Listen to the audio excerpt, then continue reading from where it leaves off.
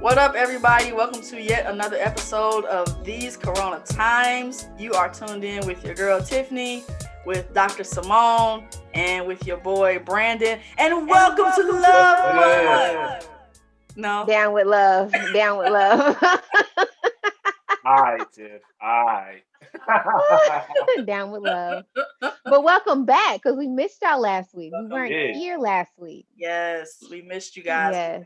We had to take a little hiatus from last week because there was Valentine's Day and there were birthdays celebrated and we was tired, y'all. So we had to take a little break, but we are back with you again as promised. Tonight we're back with episode 35. We are as old as Brandon right now. As old as me, Brandon. 35. Yes, it's episode 35. And we, in all fairness, since we talked about living single in these Corona times in our last episode, and this time around we are talking about living the married life in these Corona times. And we have two special guests on for you later that I will not take away that introduction time from Simone, but instead I will do what I'm supposed to do and say thank you all so much. Thank you all so much for your continued support, for watching, for sharing, for commenting, and engaging with us on our last episode. It was a very interesting one. Shout out again to our guests, Keon and Margaret, for being with us. We really appreciate their time and the energy they brought to the conversation. So I want to invite you all. If this is your first time watching, welcome. If you're back as our regular visitors, thanks again. You can catch us every Monday at 8 o'clock. Why? Because we're going to be on time in 2021. Yes. So you can Tiff. Every Monday at 8 on our Facebook page at These Corona Times, also on our YouTube channel at These Corona Times. And again, if you miss it at 8, guess what? You can watch it again because you can replay. Yeah. We'll even send you a link. If you know us personally, we'll send you a link. Yes. However you need, we will get it to you how you need it. However, we just want you to like it, to subscribe, to share.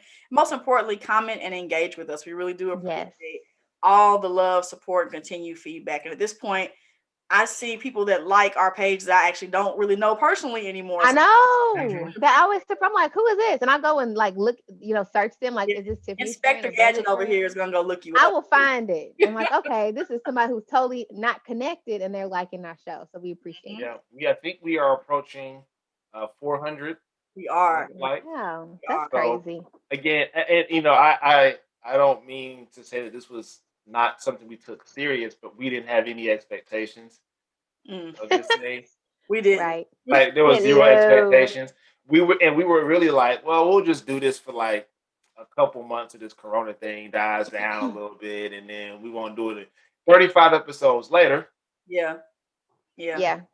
So we always say we are here for as long as Corona will allow us, and as long as y'all keep going outside without your mask on, and these second and third strains coming out, we're gonna be here. As long as these vaccines keep, not going out. Yep, we're gonna be here. Here. Right. So we have added a couple of things to our repertoire, and one of them is we talk about the events. One of them is our show that we take liberties. This is our show, so we can do that.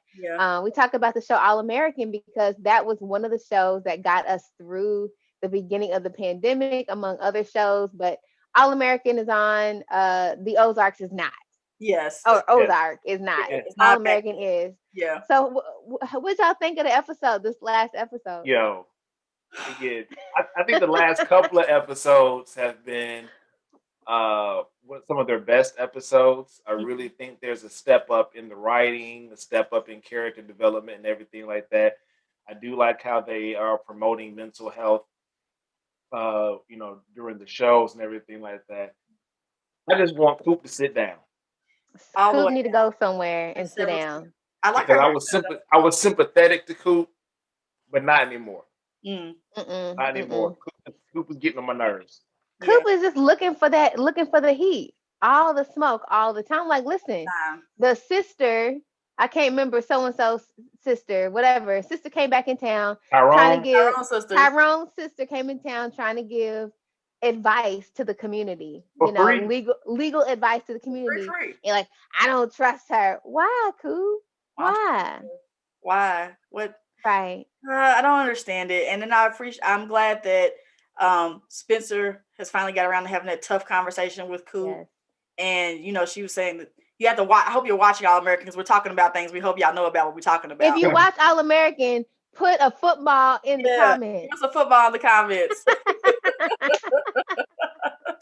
But yeah, when Spencer was shot, I think initially he said it wasn't her fault because you can't control people's actions, but ultimately Coop is the stem of why this stuff started because she would not leave well enough alone. So that's a bit of her problem. And I also want to say that I'm finding the storylines to be really interesting as they're developing. The show is basically about kids in South Crenshaw and then kids in like Beverly Hills. And I'm noticing that the kids in Beverly Hills have more problems than the kids do in South Crenshaw. Like their biggest fear is like, am I going to get out and get to a good school in South Crenshaw? Or, we're going to fight today. But the issues over in Beverly are like, I'm taking pills now. Or, right. I'm drinking all the time. Like, y'all like 17, 18. What are y'all doing? Exactly. Get it together. Y'all are children. Please act as children. Yes. Right. But, that's our bias. Well, I'll say it's my bias. I just go to school, just get the grades. That's all you got to do. That's all you got to do. Just stop all this extra. All this extra stuff. It is so one of y'all put on here the impeachment. I don't even want to talk about it. I have nothing to say. What we thought was going to happen happened. Yeah.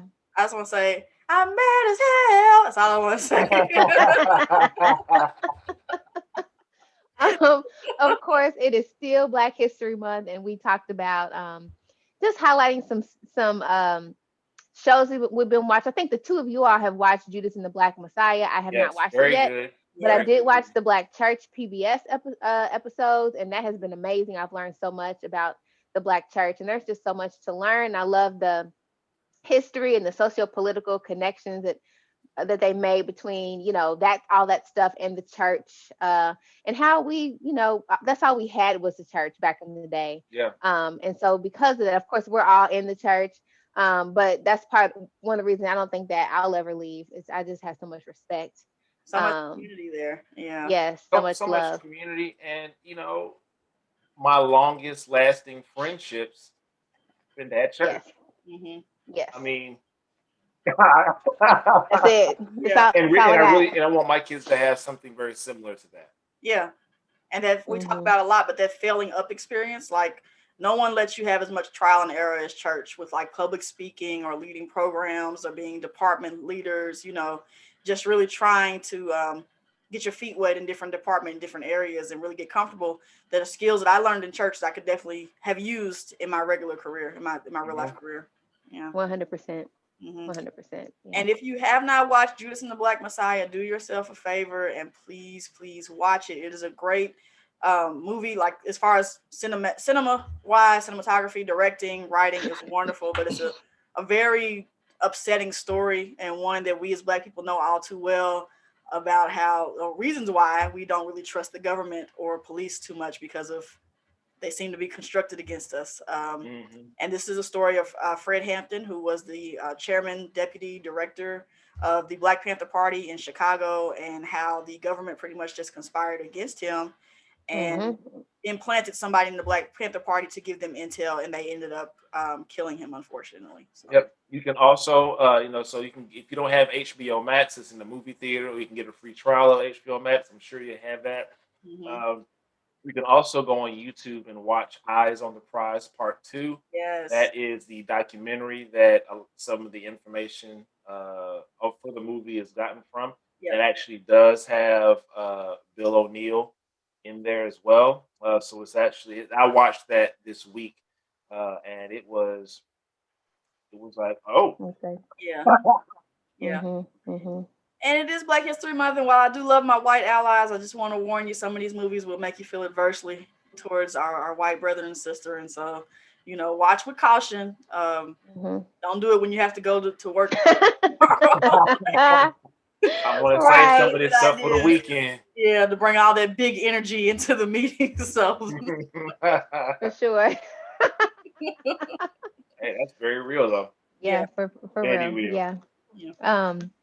So how did you all kind of take care of yourselves this week?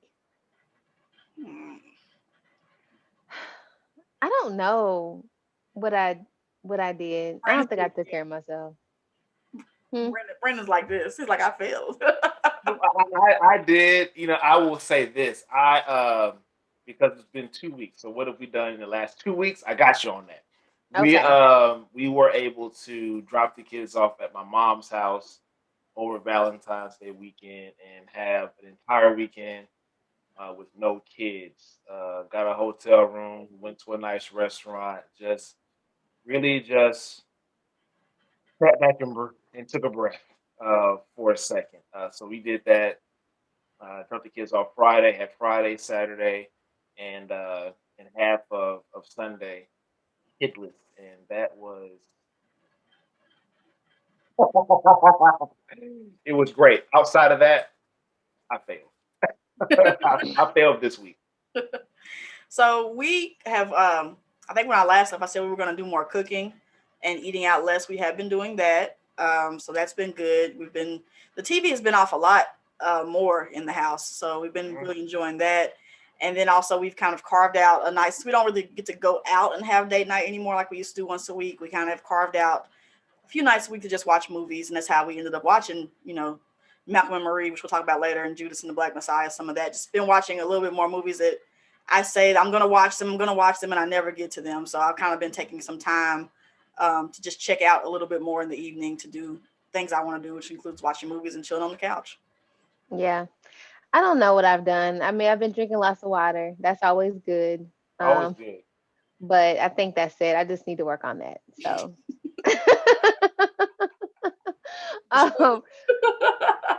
Right. So, as you know, we've been doing this for a long time now, is acknowledging a Black business or a Black person who does something wonderful in our community. And one of our guests this week, Alethea Victor, is the person we're highlighting this week.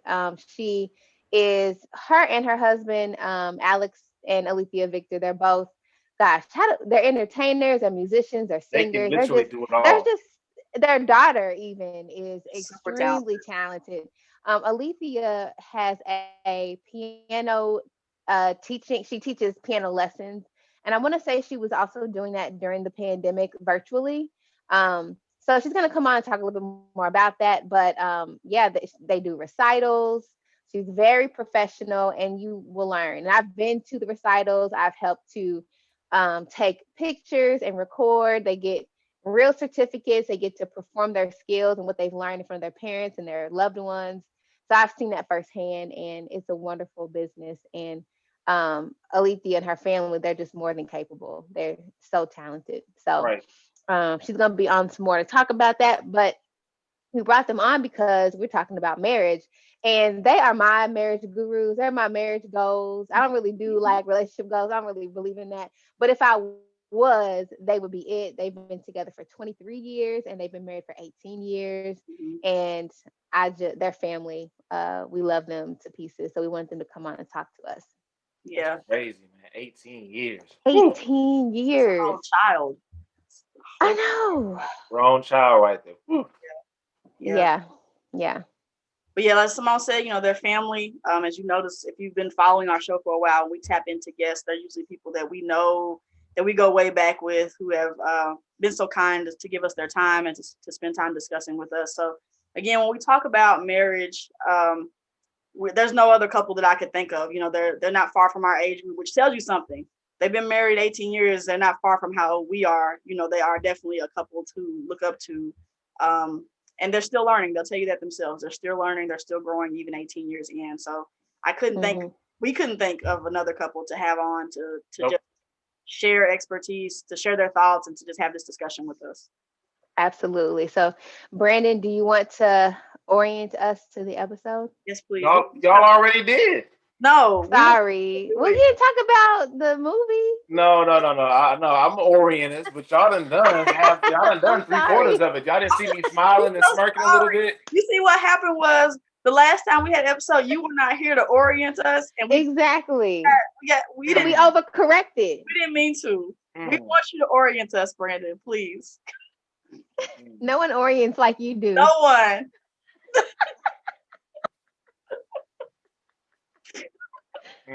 Orient us, King. Okay. Not king. I had to speak the pot, Simone, because he didn't like believe in us. Oh shoot! Oh shoot! Oh shoot! That shouldn't be as funny as it is. Uh, so many moons ago, many months ago, we actually had our first marriage episode where we had our spouses on, and that went very well. Our spouses then proceeded to tell us they did not want to come back on, but Yeah. which again is fine, which is perfectly fine, which is fine. But we wanted to, we're coming up on a full year in the pandemic, and a lot of marriages are suffering a little bit. Divorce rates are ticking up a little bit. And we just wanted to kind of go in and kind of see what's going on, communication wise. We wanted to see what's going on as far as butting heads, actions, this, that, and the other. What have you learned about your spouse? All those type of things. And then this crazy movie came out. What's it been? What, a couple weeks? Mm-hmm. Malcolm and Mm-hmm. Marie has come out, and it is a fairly polarizing movie. Some folks are like, "Oh my gosh, it's so great, and it really shows what relationships are all about," and blah, blah, blah, blah. And then some folks are just like, "Oh, this is very toxic." What did I just watch? What did I just watch? I don't know why somebody's talking to me like this. Like, no, this is very triggering to to a toxic relationship I've had in the past. So I have not heard personally anyone be like in the middle. It's always, it has been one side or the other. And so we're going to not necessarily talk about the movie per se, but just talk about some of the themes as far as communication. How do you overstep? What does it mean to actually submit to your husband or to your wife? We will actually get biblical with that thing, and it's just talk about a little bit more real talk about marriage. And so that's the orientation Now, that that was a I. good orientation. From That the was king. From the king. I'm gonna have some words for you after this. Too. I'm gonna have some words.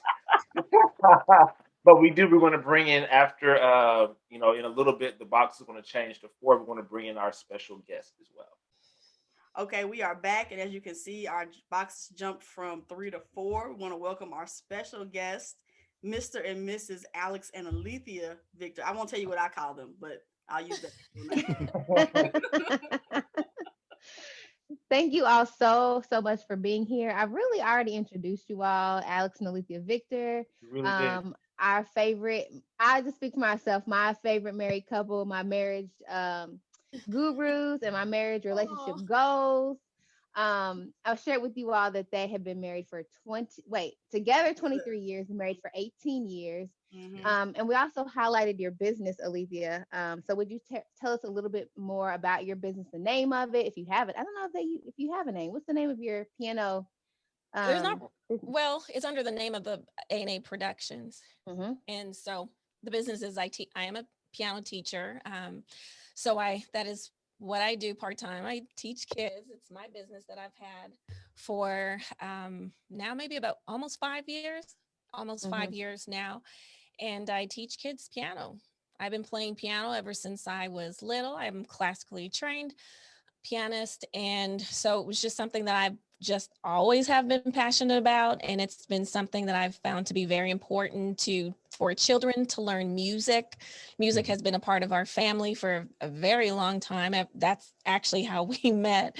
And then I studied music, vocal performance when in college as well. And so teaching music was just something that was just natural, that just naturally came to me. And I had kids that just have always asked me to teach them. And so I just went for it, and the kids just started coming. She's very good too. She's being humble. She's good. I know. I've seen it. And I forgot you all have 2 professional CDs too. Like you can go buy their music right now if you want to. Yeah. So we'll have to promote that too if we can put pictures up or something like that. But more work for Tiff to do. Thanks, Tiff. Yes. What ages do you teach? Is there an age range, Alethea? I would suggest the youngest kid I've had was 4 years old. Now, mind you, with 4 years old, it's very young. And the kid can't just sit there, at a piano, not even for 30 minutes. So there's a lot of, we spend a lot of time sitting on the floor, playing hands-on games, using manipulatives and learning about rhythms and patterns and just some of the very few basics. But typically, the age that so it just really depends. And it also depends on the commitment of the parent. If they have a 4-year-old or a 5-year-old child, it is very young, but if the parent is committed, a lot falls on the parent. The parent has to be committed to ensure that that kid is practicing and taking the skills that I have taught them that week and practice with the kid when they go home.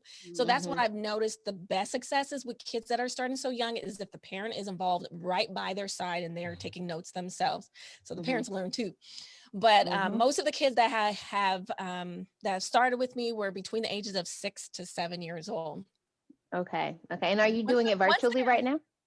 Yeah, I'm doing it virtually right now. And of course, there was, it was a definite difficult challenge at first because it was learning technology and all of that. But, surprisingly, it has worked.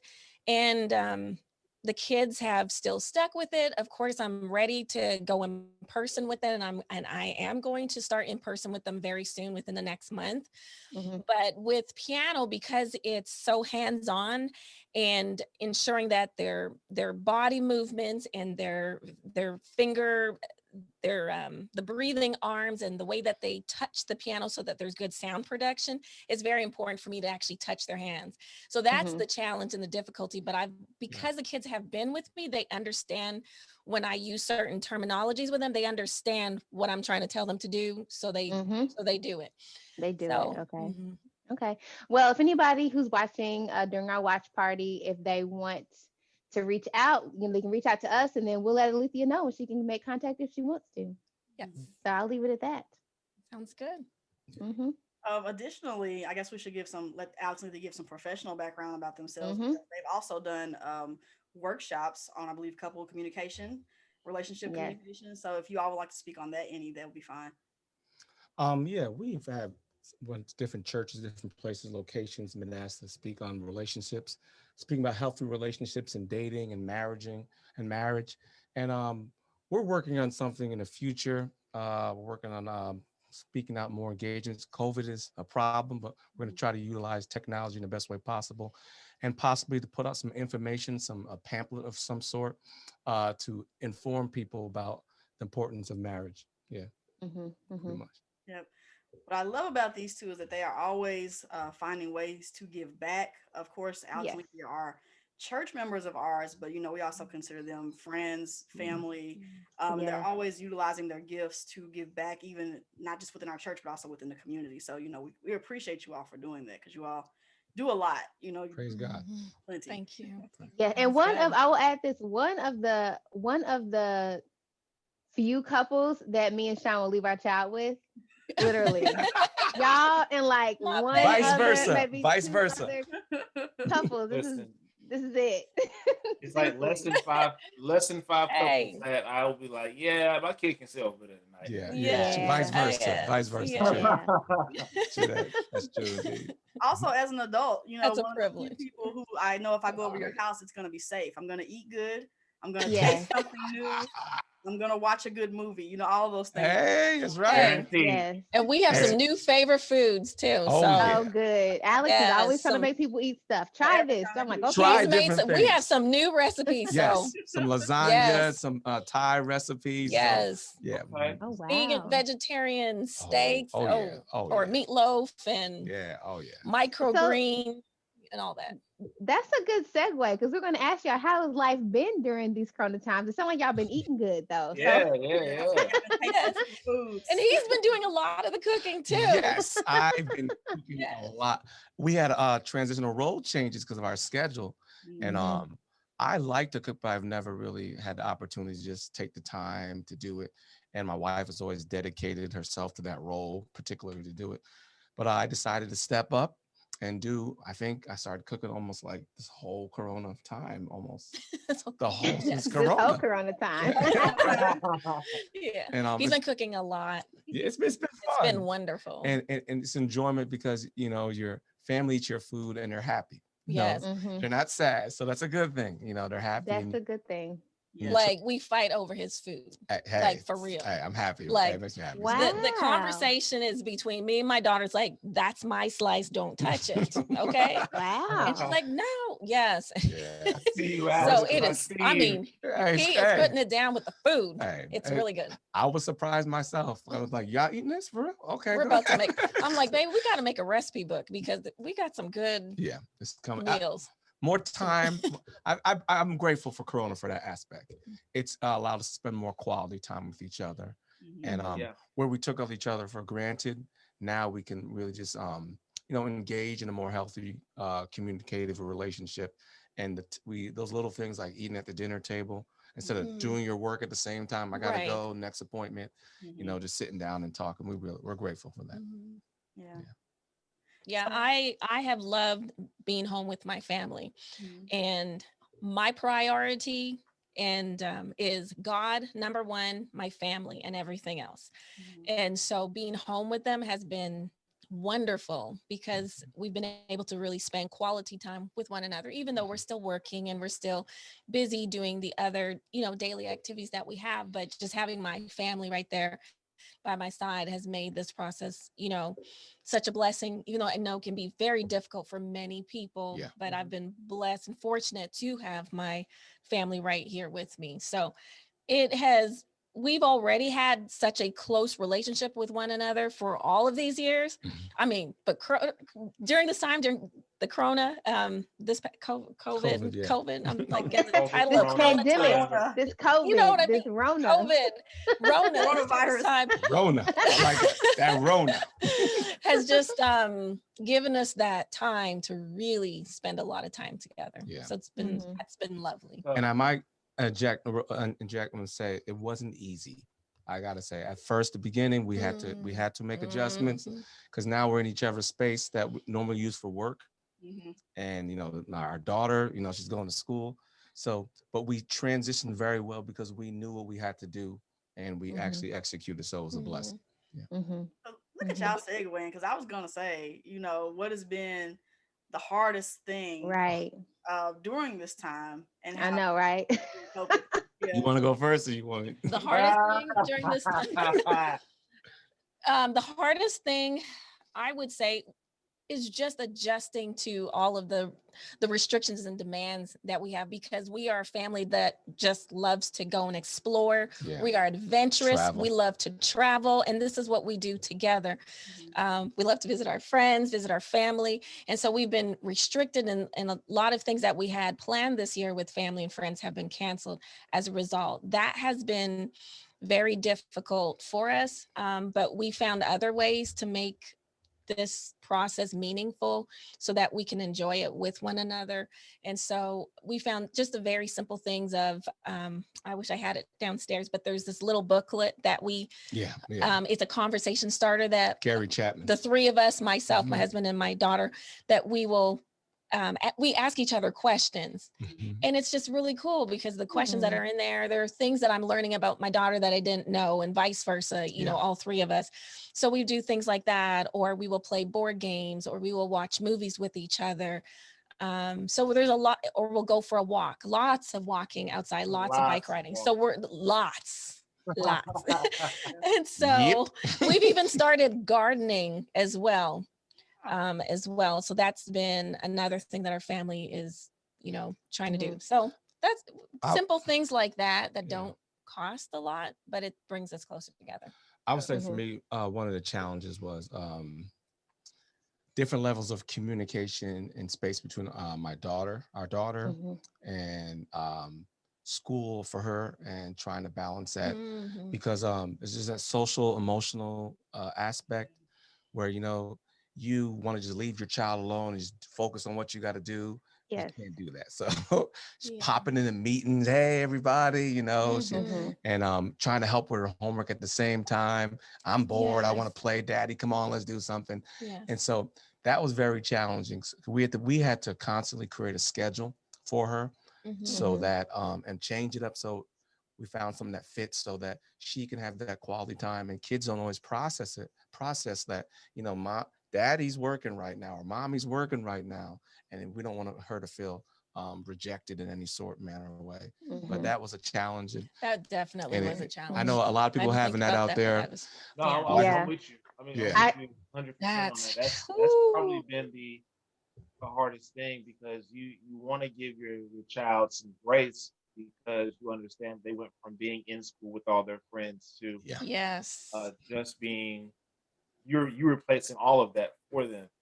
And it's funny, my daughter will jump in. You all have seen her. They've seen her multiple times, and she'll jump in. And I'm on a call, and I have to be like, I'm on a call talking to a patient, and I have to be like, yeah. And she just looks, she's like, oh, yeah. And then she'll go, and then afterwards you try to do a little something with her, but it's just. It's very, very difficult. And I think I appreciated Alex and Alethea, you all mentioned that, because I think that's a misconception that I had, was that because, you all's child is older, that it may be, there's differences, right? But that you all can leave her in a room and there's not as much of a safety issue. I can't leave my 5-year-old, you know what I mean? Like, it's different, but even with a child that age, you still have to. We won't say that.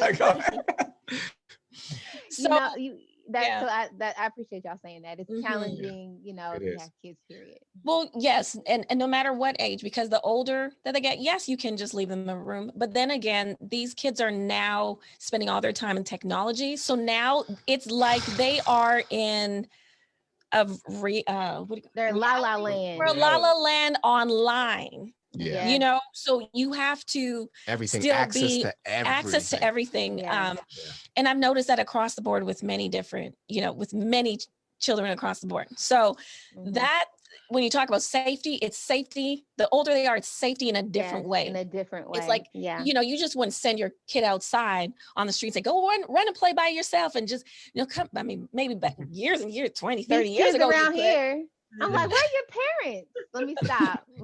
Strangers. You don't think they're strangers. I don't know where the parents are. But I mean, now it's the online world. The online world is that real world for kids now too. And so they are out there. And so from a parent standpoint, for kids that are older, that's where the safety issue is. The safety. Yeah, that's a very good point. As the child-free one in this conundrum. Enjoy it while you Well, I would say Simone and Brandon know that I have been doing a little bit of part-time NTI with my niece, who's been with me. And let me tell you, you parents, bless your hearts. You're in my thoughts and prayers, because I only have like one day a week, and I'm it's up to here with me. I'm over it. I'm terrible. I'm frustrated by it. It's just it's just a lot to adjust to. So I can only imagine now. I'm only doing that once a week. Like how you all are dealing with that. And I've dealt with the burden of trying to work, and I'm actively having a meeting when somebody's saying to me, I'm hungry, I want to play. Oh yes. No. It's like, get away. Just get away.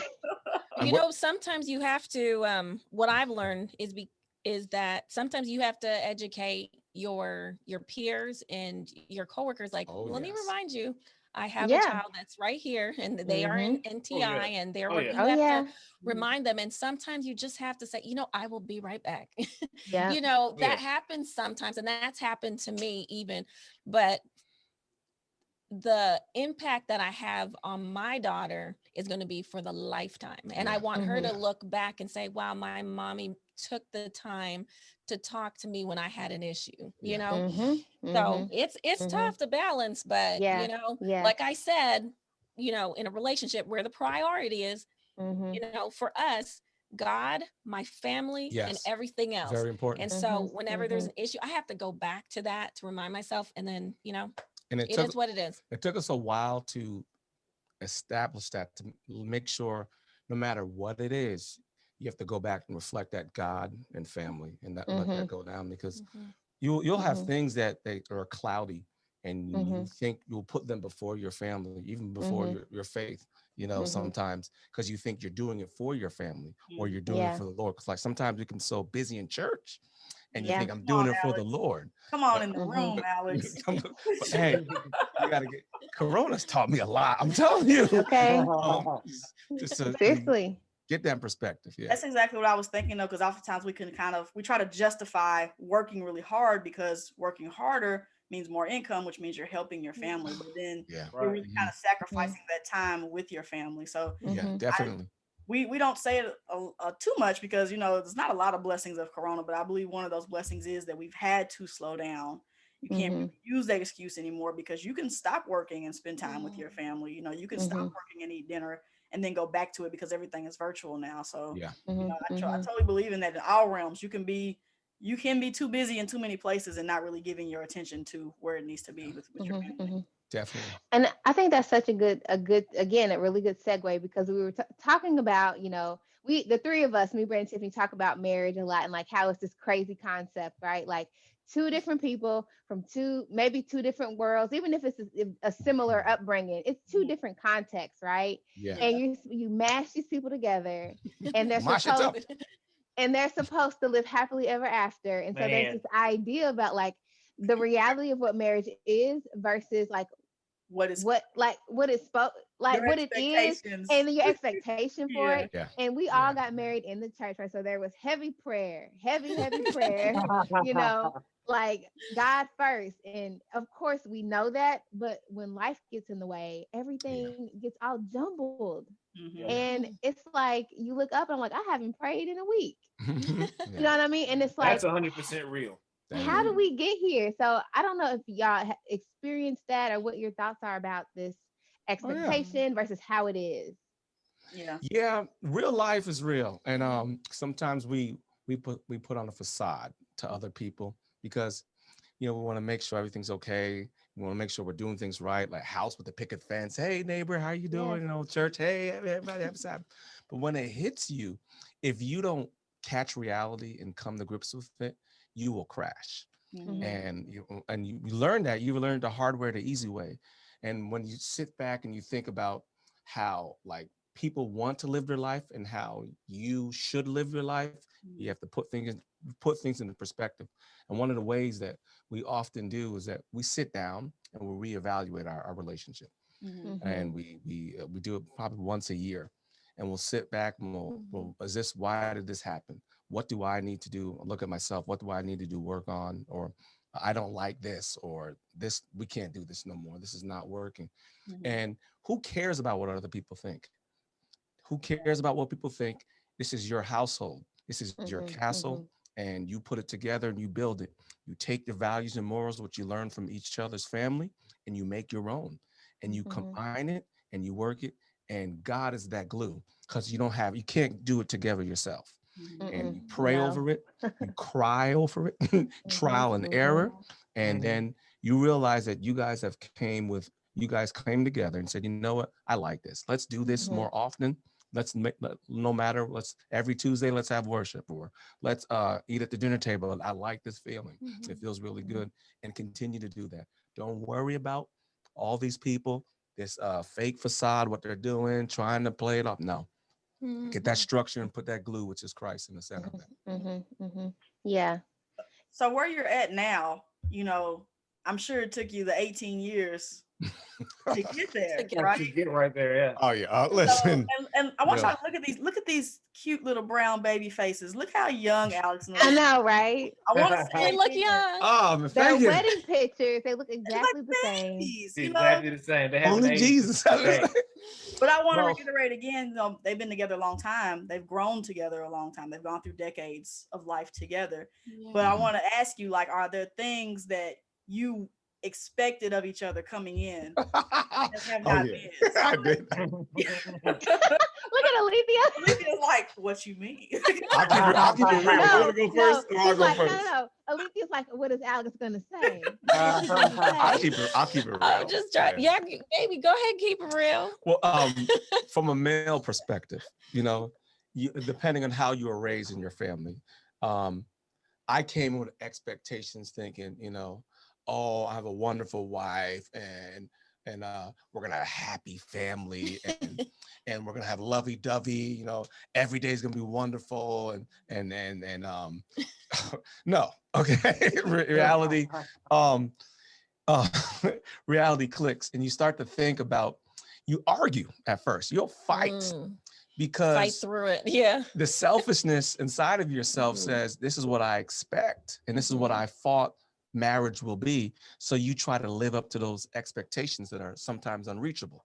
And you get mad at the person, you start blaming them. It's your fault.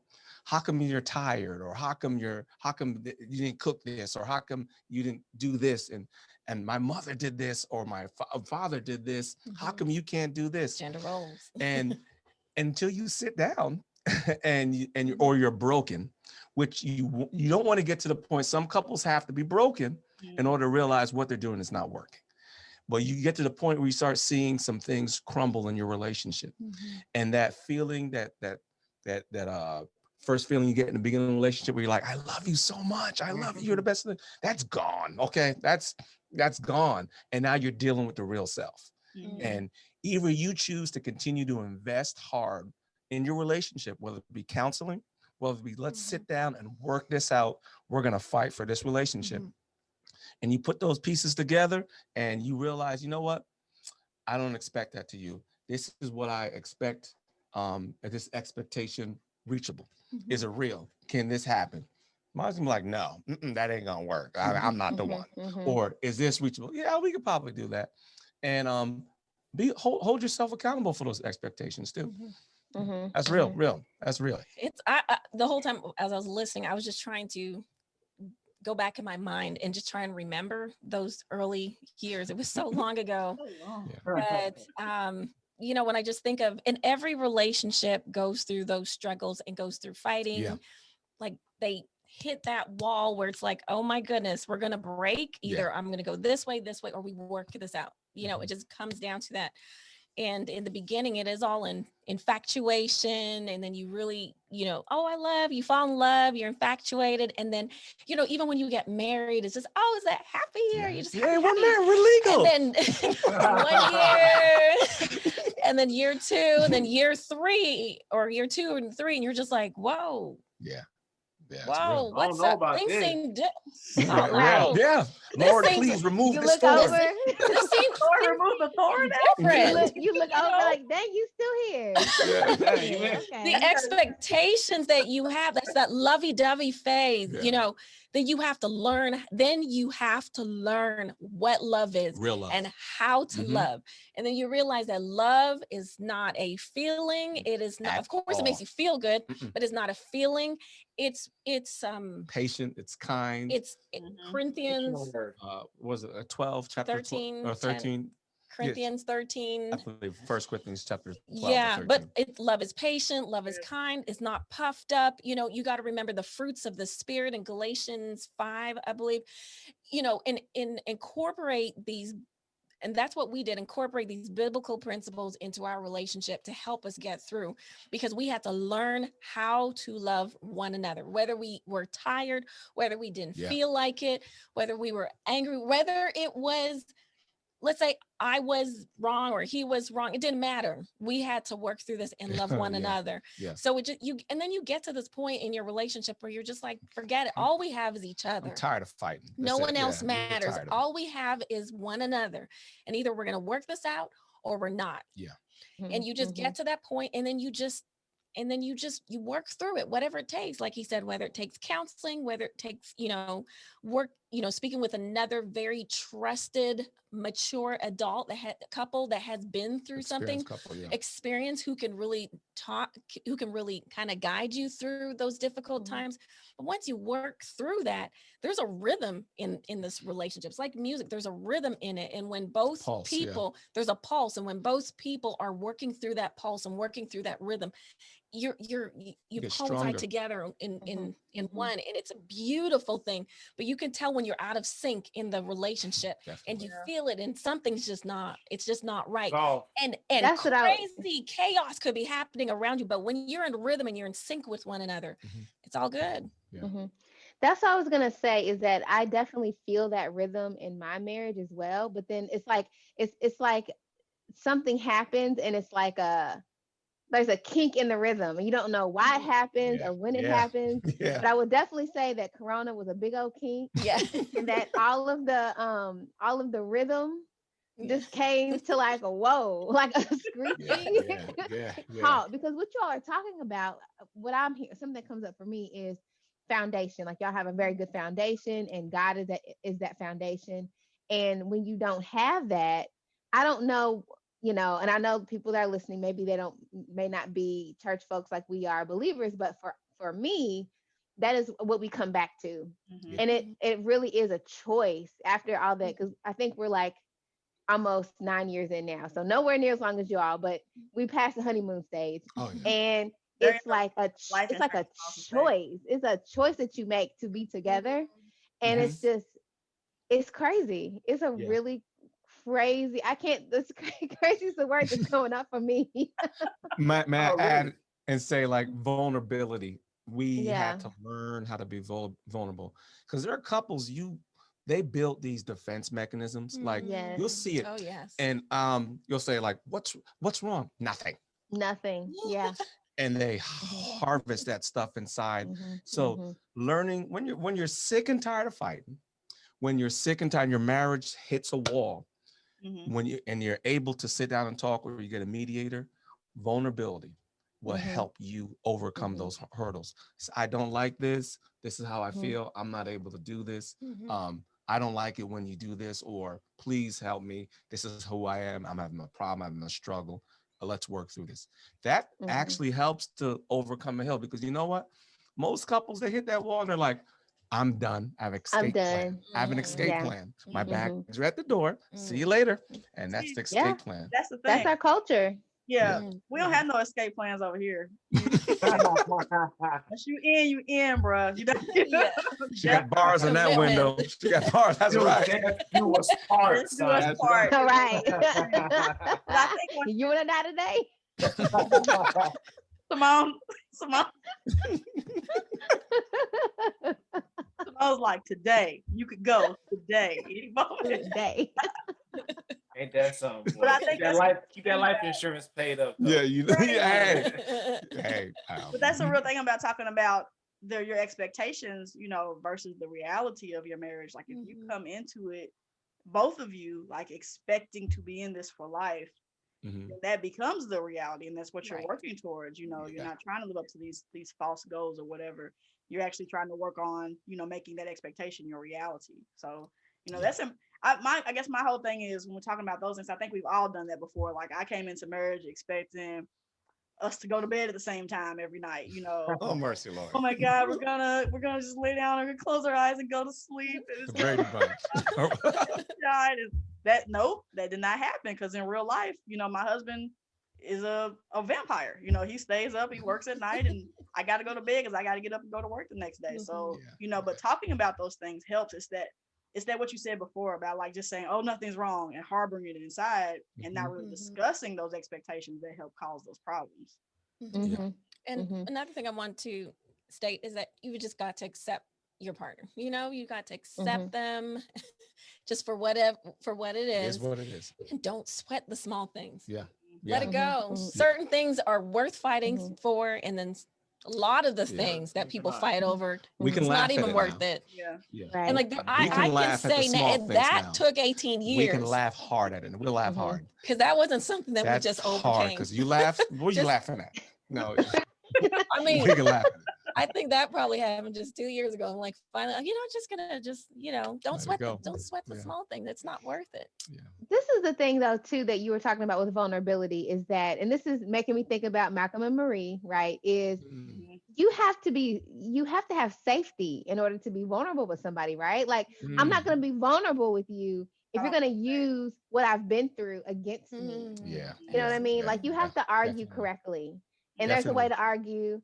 And so, has there ever been a time when you felt like y'all didn't know how to argue correctly with each other? And y'all are also social workers too. You know what I mean? And in my marriage, we've definitely had like, okay, we can't do that when we argue. That's not going to work. Yes. So the question is, have we experienced that? Yes, for sure. Absolutely. And some days we were able to work through it, and then and just stop. Let's just stop. Take a break. Take a break. We have to go through all that. Take a break. Like, well, let's remind each other. Remember, we're both social workers. Let's use all that training out the door. All the training out the door. Out the door. When it comes to your real life. How do you feel? No. The way I feel. I don't like it. You know, but I mean, but we had to do it. But the times when we were not able to, and I have no shame in saying this, we have to go to counseling to get a mediator, you know, to help us through that. And that saved our marriage. Yes, that really did save our marriage. And I encourage that for any couples when they hit that point where they need a mediator, I would prefer to recommend somebody that is a professional so that there's no bias. Unbiased mediator, please. Right. Unbiased mediator, definitely. Yeah. Family member. Yeah. They're going to stick on your side, you know, it won't be fair. And I may say, we had this little technique that we had to throw out the window really quick. We had this you know, to hold this pencil or this object when you're talking, so we won't talk of each other. That became a weapon. You gotta be careful about that. Weapon? Can you hold this pencil? I said. What are you talking about? I'm joking, but in a serious nature. We tried that and it didn't work out. So there are things that you're gonna try and not gonna work out, but you have to come back to a new drawing board. Think of a new solution, because you're learning. Remember, you're infatuated. I don't care what it was. You're learning how to love, and you're learning how to love that person, not learning how to love the way you were taught. You're learning how to love that person, and only one person. That's what I know. There's people who may not have a spiritual belief, but there's only one person I believe who can teach you how to love, and that's Christ. Because most of us don't even love ourselves. Yeah, for sure. Got deep all of a sudden, boys. Seriously. I think COVID just made it very difficult. Like all the rules, some of the rules that we had, and some of the distance we were able to have because of our jobs, all that went away. What were you gonna say, Brandon? That's what it was for me. And you know, if I was, you know, mad at Mika, Mika was mad at me, I had to see her for 12, 15 hours. Like if she made me mad in the morning, I may not see her until the next day, because on certain days I work 2 jobs. So by the time I get back home, you know, she's asleep. So and then by the next morning, we just it's forgotten. Yeah. But you know, for the last year or so, we in each other's face, she in my face, and something's not going right. It's like both of us like, yo. Yeah. Getting hot up in here. But you don't have that distance anymore, and that's no distance. That's making the situation real hot right now. They're here right now. Let me say this, and sometimes I look at things a little differently, but everyone, you're exactly right, and I acknowledge all those feelings. I looked at COVID as a blessing. It exposed the weakness in our armor. And when you have weakness in your armor in marriage, people will try to step in and come in and poke you in those wounds.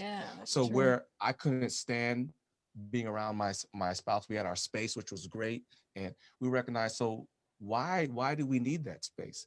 Well, what can we do when we're around each other? How can we respect each other? And I saw so many things in me that needed to change, and things in my armor. And what the sad part is that you see it in yourself, you may see it in your partner, but you can't change your partner. They got to do that for themselves. But you look at it and you're like, wow, I didn't realize that. Are we better off being at a certain gap than being close together? And certain things exposed that armor. And I challenged me, and I hope everyone maybe the same challenge. It challenged me to dig deep. And I had to step up. I really did have to step up. It challenged me to dig deep. Are we saying the gap is bad? Do we not want the gap? Well, let me say, gappage is good. Yes, space is wonderful. Space is important. Space is wonderful, but when you talk about your lifelong partner, and you guys are going on a journey, so it's a hill right now. Right now, this hill's we're gonna get over it. We're gonna get over Corona, and certain stuff is gonna start coming up that's been deep rooted, or you have a way of we all have a coping mechanism or a way of escaping those things. Instead of dealing with the argument, I can leave. Or instead of I see what you're saying. now I can't leave. I'm stuck. It's Corona.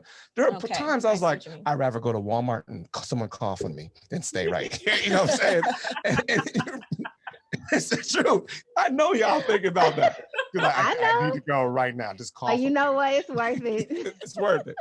But it forced me to, and I'm not saying this is for everybody, okay? It forced me to dig deep and look at myself and forced me to step my game up. Yeah. And I said before in the episode we did, episode 10, way back when with our spouses, I think COVID it forced us to slow down. We were just working all the time. We're going all the time. And even we were working together, you know, like my husband's a musician. I had, prior to COVID starting, I was actually gigging with him on some things, doing sound at some things. So like we were, you know, always doing together, always running around, but it's just really forced us to stop and slow down and really spend more time together, spend more time in the house together, spend more time doing activities together. And, you know, I say that we're in our extended honeymoon period right now because, you know, all right. Come on. But it really has, like, there are days like when someone says, like, where you need space. Like because we're not used to being in each other's space so much. Yeah. You know, I'm not used to being here while I work all the time because one of us is always out of the house. So that has definitely been adjustment, is learning how to live in each other's space and respect each other while you're still in each other's space. Yeah, that's true. I say that. Important. I need that guide time. I'll say that. We all need our, you know, as well, our own individual times just to rejuvenate yourselves. Like I love to exercise, so they know if you're coming with me, you better hurry up and come on because I'm already out on the road walking. She'll leave you. Bye. I told you to come. I know. I need to re-energize myself because we take on so much responsibilities throughout the day that we have to, you know, rejuvenate ourselves, whatever that may be. So it's still important for couples to still have something that they are individually interested in so that they're, you know, your mind can go there, you can relax, you can rejuvenate yourself so that you can be better prepared to continue to serve your family. That's important. For sure. And this makes me think about self-care. And I think that maybe because of what I do, like we talk about in mental health, we talk about self-care all the time. It's like a catchphrase, self-care.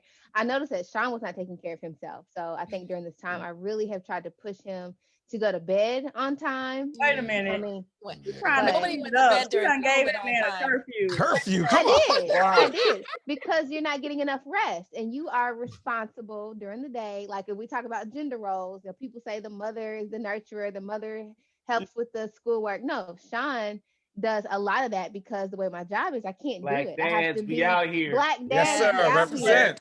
I mean, I said you have got to go to bed earlier so that you can have your body can rest, so that when the day comes, you can get up, go do your exercise, and then come back and deal with Hayden when I can't. You know, and I also advocate for him to go out. Like, listen, I got Kaden now. The work day's over. You go out and get some ice cream or yogurt and take care of yourself because he's not very good with that. And so I'm trying to get him to do more of that. So that's definitely wonderful. That's good. That's Corona development. Wonderful. That's great. Wonderful wife. That's wonderful. Now, yeah, see that? Y'all hear that? I'm a wonderful wife. Hats off to Sean. When she's not threatening to kill the man over his Brazil nuts, you know. Listen, he's trying to take me out. He's trying to kill me. That's an offline conversation. I'll tell y'all about that later. Now we know that the hour is a little late, so we don't want to keep. We could all talk for like another hour or so, but but there's one topic. One topic that I do want to talk about tonight. Let's do it. I heard, and I think I've read it properly. I have read it properly. It says in Ephesians 5:22. Let me turn my camera off. So your face, so she don't make a stank face. In Ephesians 5:22, it says, "Wives, submit yourselves to your own husbands, as you do to the Lord, and your husband preaching now. Come therefore is Lord Way. It does not say that. It What? doesn't say that. Oh, It wait a doesn't. minute. Adding words. You're gonna Adding get words. struck. Don't you add words? Hey, You're no, gonna you. get struck. Hey, but Yeah. there's Don't- truth to what you're Now, saying. Hold Bob. on. He's adding words. Keep reading. Keep reading. Keep reading. Now. So, and I'm lightweight joking. Okay, yeah, I So, got you. but there is a big topic, and I think it is a very polarizing topic where you talk about women submitting to their husband, wives submitting to their husbands, and we say that quite a bit. The three of us, we have our thoughts on that as well, and we feel that in a lot of cases people just don't read far enough. Right? So Come on now. 522 says, wives, submit yourselves to your own husbands as you do to the Lord, right? But we tend to forget about verse 23, where it says, for the husband is the head of the wife, as Christ is the head of the church, his body, of which he is the Savior. Now, as the church submits to Christ, so shall wives submit to their husbands. All right, that sounds really great and patriarchal and everything like that, right? But then in 25, it says, Come on now. husbands, love your wives, just as Christ loved the church and gave himself up for her to make her holy, cleansing her by the washing with water through the word, and to present her to himself as a radiant church, without stain or wrinkle or any other blemish, but holy and blameless. In this way, husbands ought to love their wives as their own bodies. He who loves his wife loves himself. After all, no one ever hated their own body, but they feed and care for their body just as Christ does the church. And so, Friend, I'm gonna argue that people stop at 22 at the second word, wives submit. I don't think you're that's right. it. You're right. That's all they do. Yeah. They do. Because even in that first line, it says to your own husband. Yes. Your own. but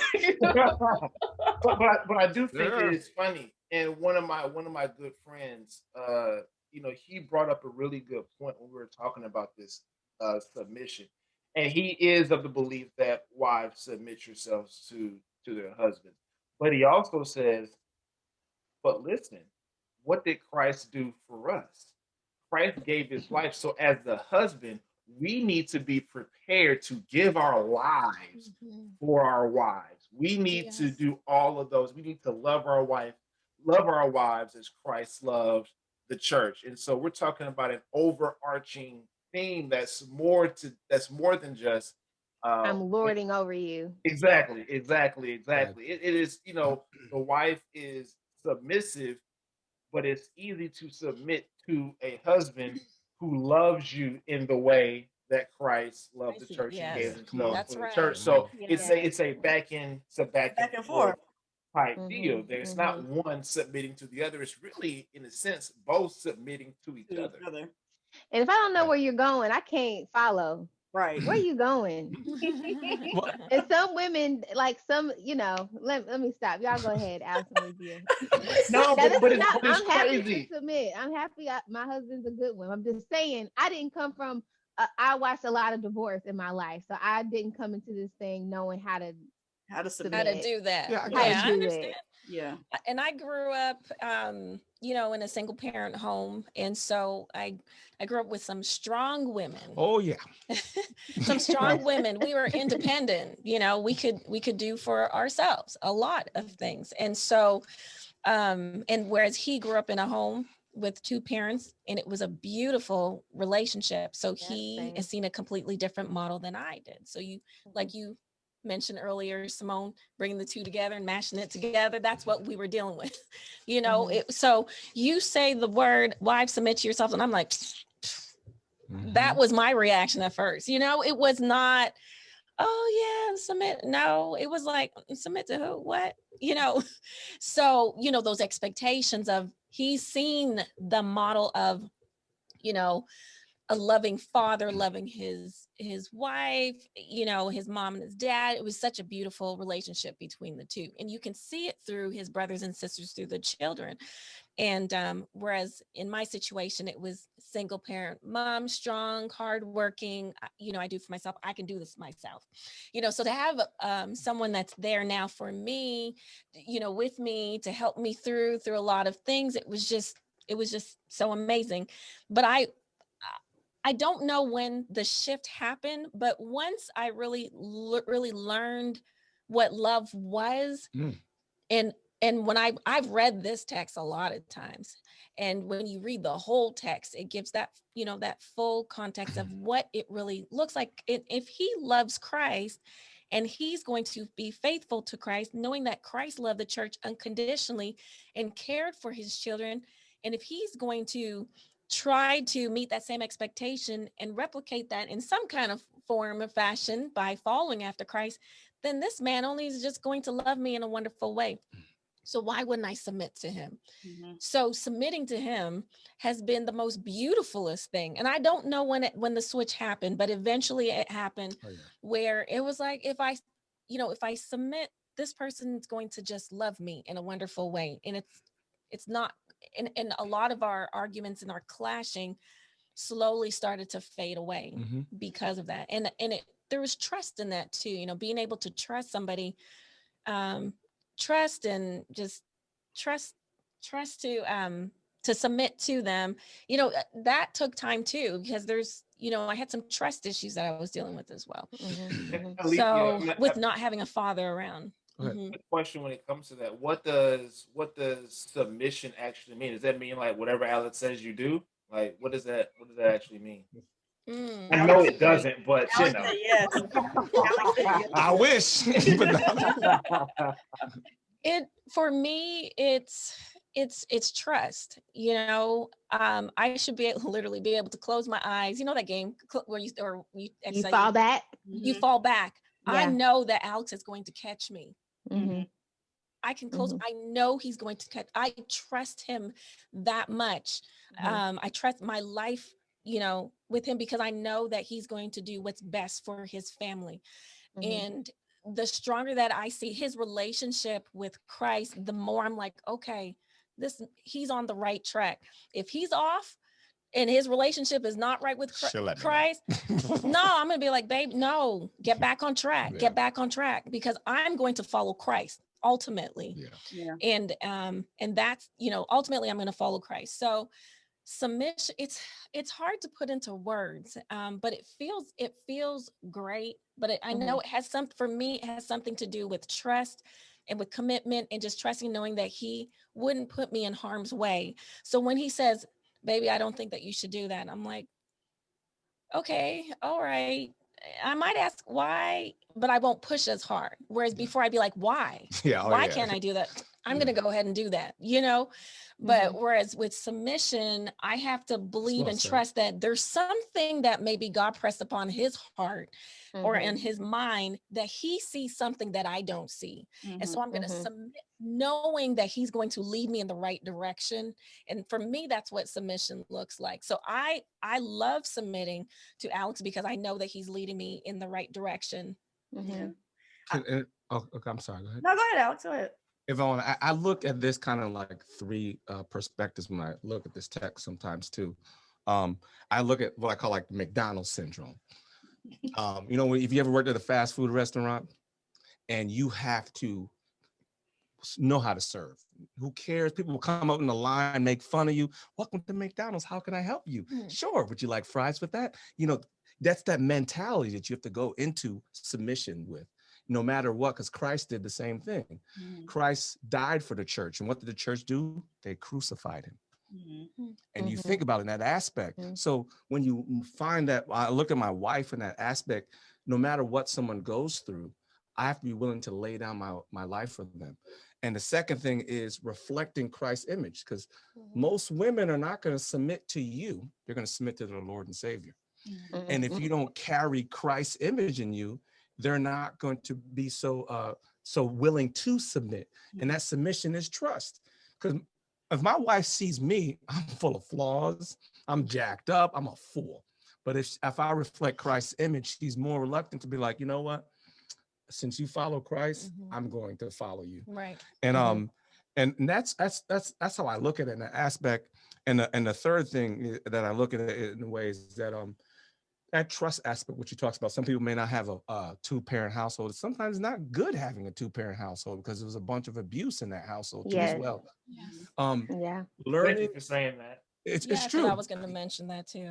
Learning how to love yourself, and learning how to love Christ is so imperative, because I'm trying to get it together as a man, and I have to submit to my wife too, but I'm trying to get it together as a man, and it's hard being in a marriage, learning what it is to be a man. What does submission to your wife actually look like, Alex? Oh, submitting to my wife is the same aspect. I trust her. If my wife, I put my life also in her hands because I know she follows Christ. And I'm willing to do whatever it takes as a husband to make my family be whole. Whatever it takes. I don't care about gender roles. I don't care about stipulations in that aspect. Whatever it takes to make the body whole, to make the arm work, I have to do. I have to step up. I have to sacrifice the same way Christ is willing to sacrifice his life. And if there's control or abuse going on, not going to work. Yeah. No. Yeah.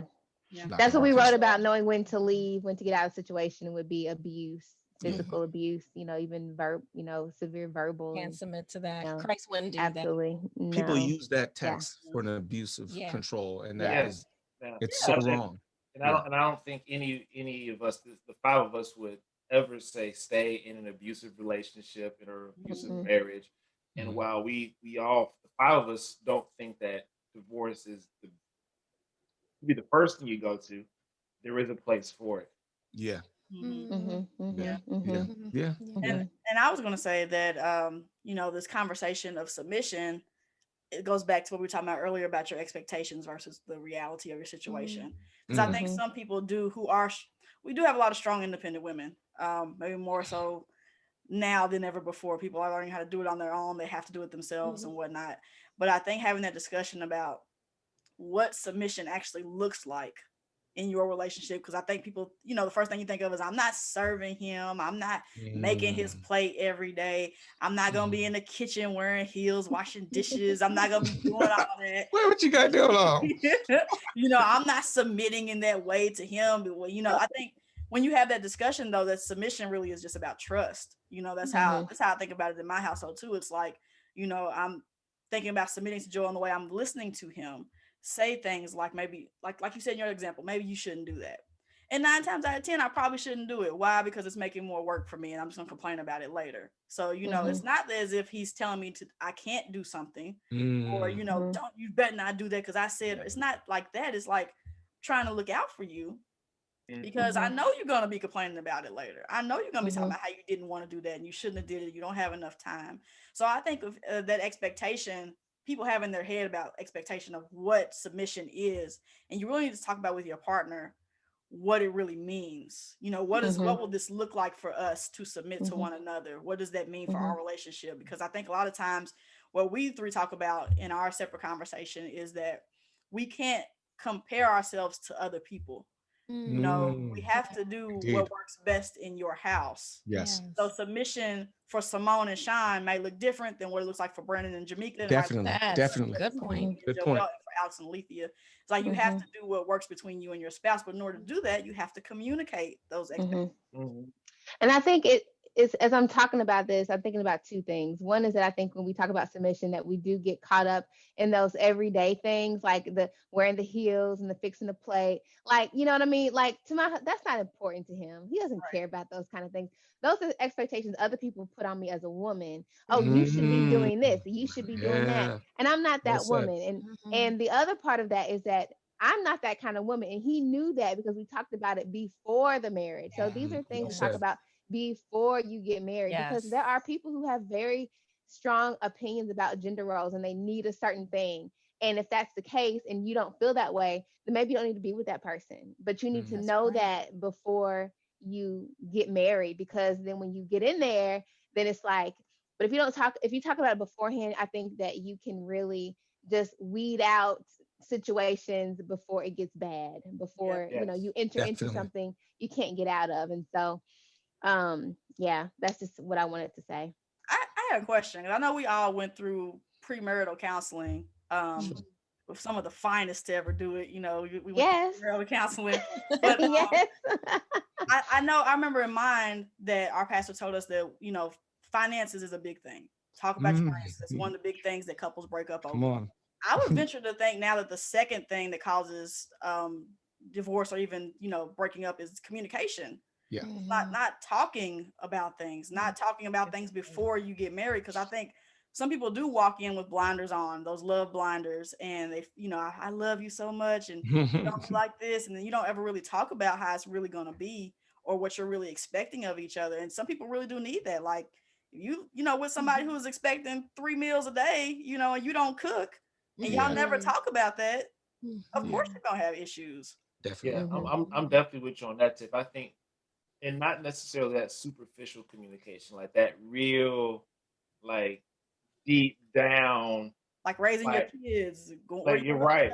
Like what are the reasons? And again, I've mentioned this before, but me and my wife, we've talked about certain things, and we went all the way back to childhood for certain discussions. Yes. And it was like, oh, that's why. Those are the best. Yes, those are the best that's conversations. why you aha moments. Okay. Because it comes together. Okay, so that's why you do that. That's why I do this, and that's why we're butting heads. Because and so having not just that superficial, like, oh well, what's your favorite color? And like why what do you do? Like what's your thoughts on XYZ? Like how were you raised to handle? How were you raised to handle money? Like, and one of the things I wish I did differently in our premarital counseling was really talk about those instances. We had our conversations. We're like, yeah, we do XYZ, but it was really rarely like, how are you raised to do XYZ? Right. And to really get down to that deepness, and now that that's one thing that Corona has taught us, is that we have to get deeper in some of our communication. I'm glad you said that, not to put a segue in, but we are working on a pamphlet or educational. It's called The Real I Do, 7 Things You Want to Know Before You Get Married. And you made a key point. Certain things we want to know about those expectations before we jump into marriage. And we're told falseness about it a lot of times. And you're right. The number one reason for divorce currently is finances. And it falls under communication and family and raising children.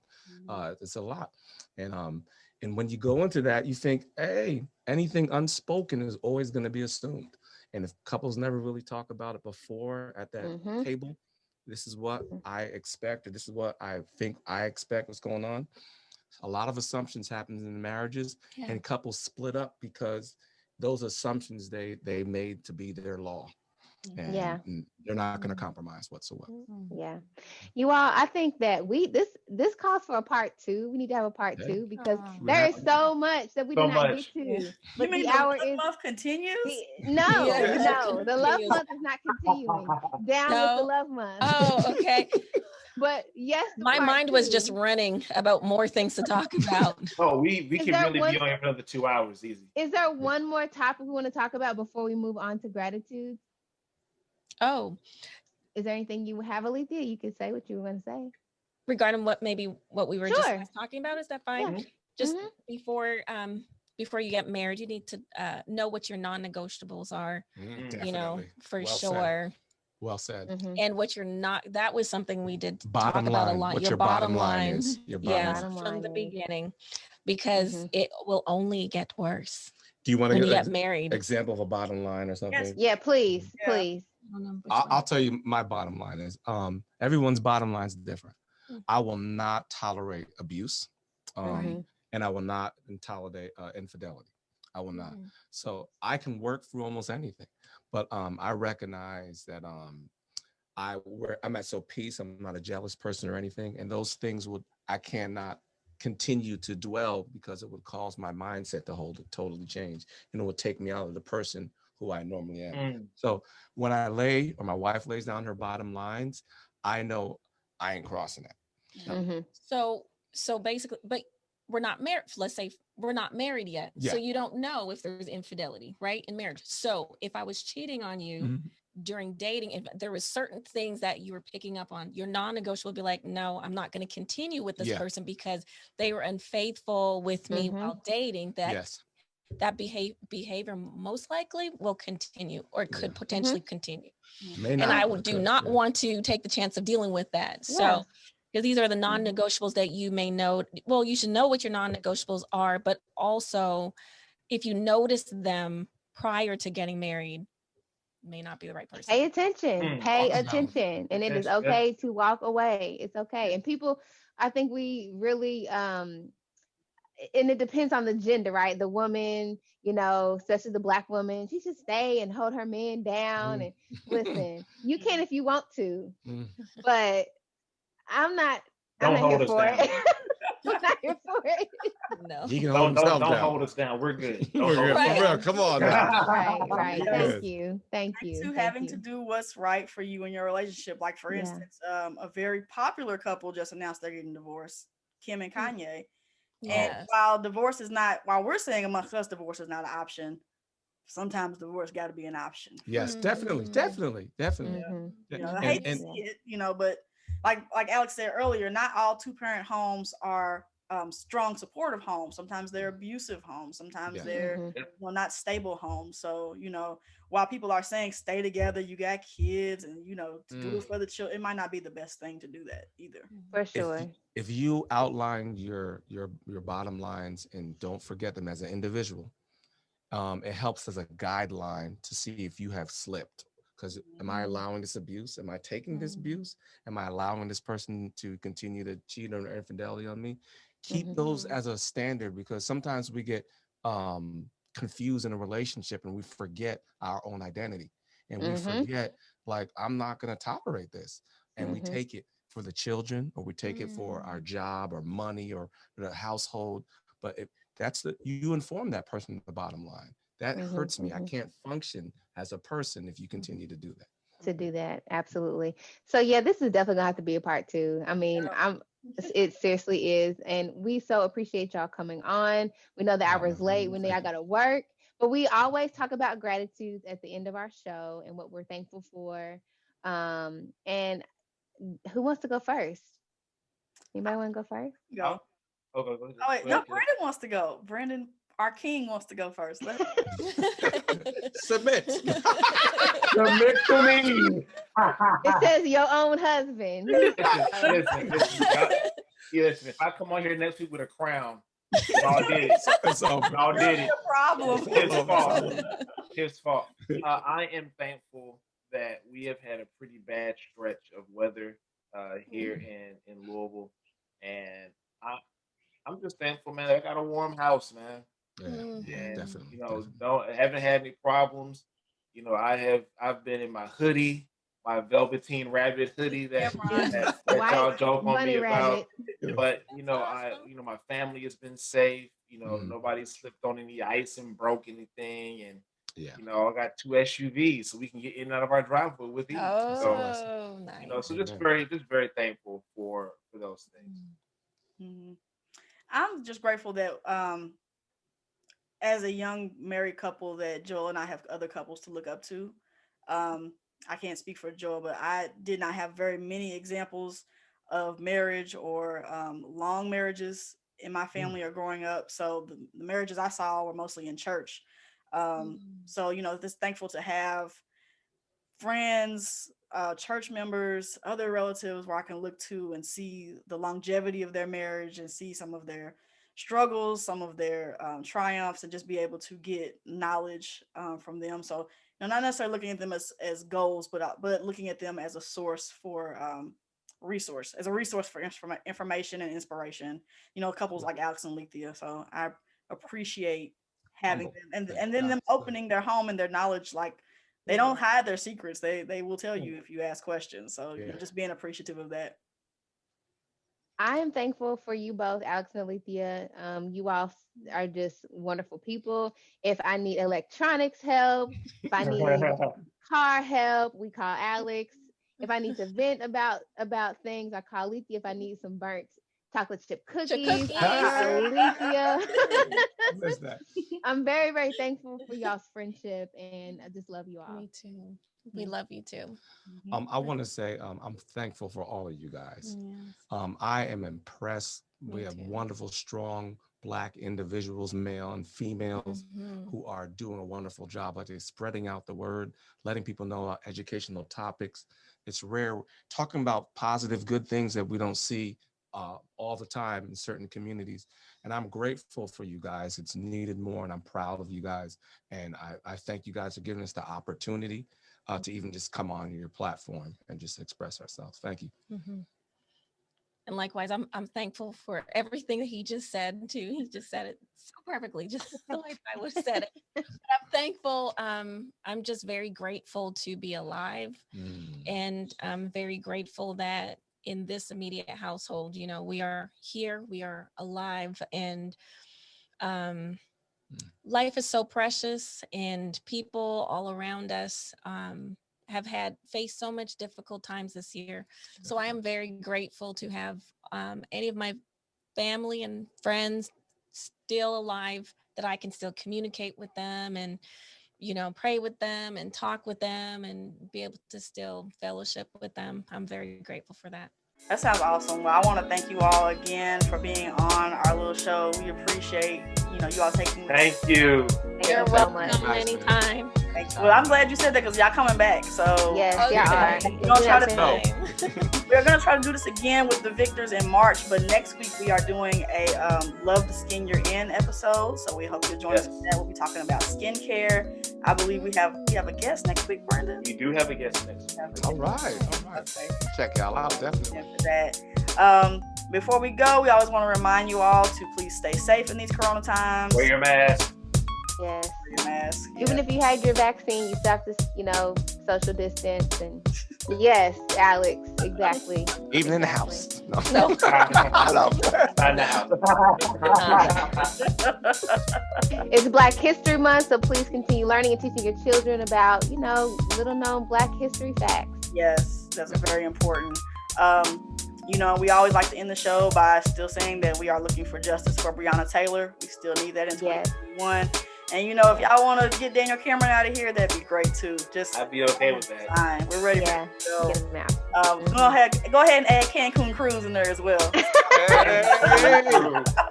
And prayers for Texas. I hope that they are Definitely. in the corner. Definitely prayers for Texas. All right, King Brandon, you want to take us out? Yes. Just like we say every week, we remain yours. Remain yours. Good night, everybody.